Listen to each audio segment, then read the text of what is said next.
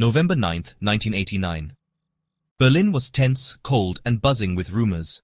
For nearly 3 decades, a concrete wall had split the city, dividing families and friends. That night, whispers spread.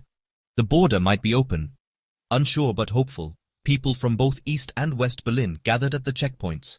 Guards, confused and without clear orders, faced a swelling crowd. Suddenly, at one checkpoint, a guard made a fateful choice. He opened the gate.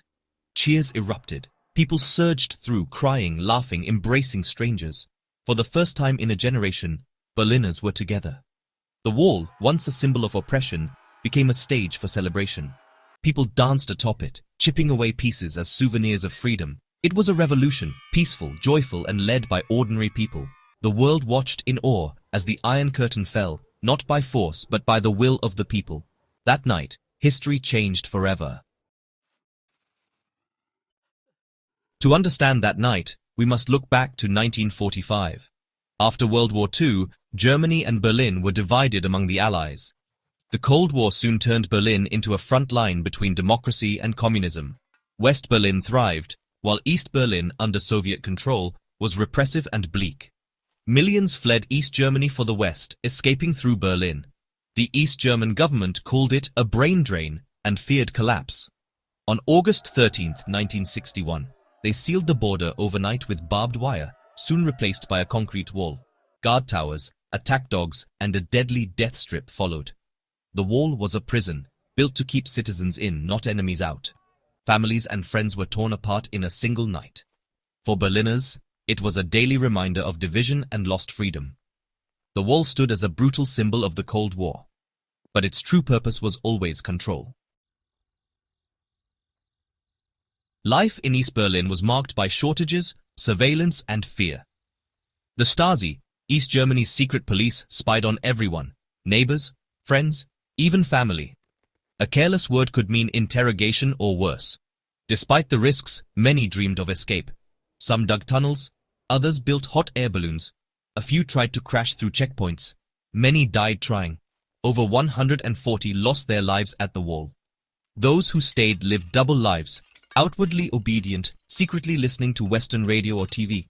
These broadcasts offered hope and a glimpse of freedom.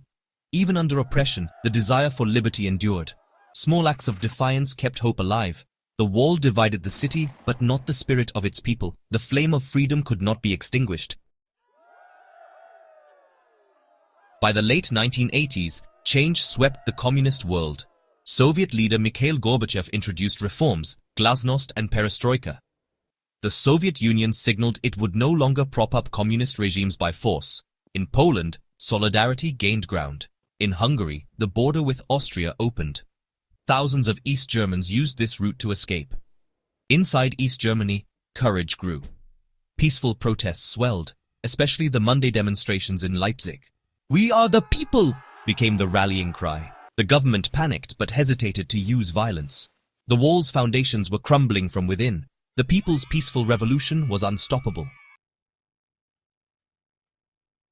The East German government, desperate to calm unrest, planned to ease travel restrictions. On November 9, 1989, spokesman Gunter Schabowski announced the new rules on live TV. Unprepared, he mistakenly said the border was open immediately, without delay. The news spread like wildfire. "The wall is open!" Crowds rushed to the checkpoints, overwhelming confused border guards. The guards, lacking orders, faced a sea of determined citizens. Finally, unable to hold them back, they opened the gates. A bureaucratic slip had triggered the end of an era. The wall's fall was not planned. It was a historic accident. Within hours, Berliners from East and West were reunited. The world watched as decades of division vanished overnight. A single mistake had changed history. The wall's power was broken by the people's will. The world was transfixed by the scenes in Berlin. Families reunited, strangers embraced, and the city erupted in celebration. People danced atop the wall, chipping away pieces as keepsakes. The wall woodpeckers became symbols of freedom. News spread globally. Berlin's joy was broadcast live. The wall, once a symbol of fear, was now a monument to hope. World leaders hailed the peaceful revolution. East Germans explored the West, marveling at new sights and freedoms. Berlin was united in a carnival of optimism. Musicians played at the wall, celebrating liberty. The Cold War's end felt real, tangible, and joyous. The world had changed, and Berlin led the way. The wall's fall sparked the collapse of East Germany and reunification less than a year later. Germany became whole again, but rebuilding the East was a massive challenge. The Cold War ended, the Soviet Union dissolved, and Europe was redrawn. Most of the wall is gone, but some sections remain as memorials. The East Side Gallery, covered in murals, stands as a reminder of the past. These remnants teach new generations about freedom and the cost of division. The wall's story is one of hope, courage, and the power of ordinary people. It shows that no barrier can contain the desire for liberty. The people's peaceful protest changed history. The fall of the wall remains a beacon of unity and hope. Even in darkness, the dream of freedom endures.